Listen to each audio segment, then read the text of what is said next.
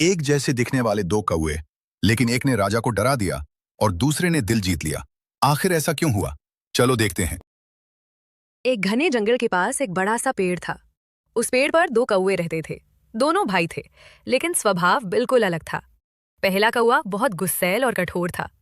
दूसरा कौवा शांत और विनम्र था। अलग अलग जगह, अलग अलग संगत। एक दिन तूफान आया और दोनों बिछड़ गए। पहला कौवा उड़कर एक गांव में पहुंचा।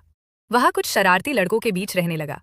वे हमेशा लड़ते झगड़ते और बुरा बोलते थे। धीरे धीरे कौवा भी उनकी तरह चिल्लाने और गाली देने लगा। दूसरा कौवा उड़कर एक आश्रम के पास रहने लगा। वहां साधु संत रहते थे। वे हमेशा मीठा बोलते और सबकी मदद करते थे।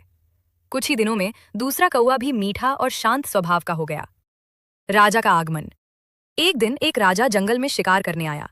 सबसे पहले वो गांव के पास पहुंचा। जैसे ही वो पेड़ के नीचे रुका, पहला कौवा चिल्लाया, अरे, इस आदमी को पकड़ो, इसके पास सोने के गहने हैं।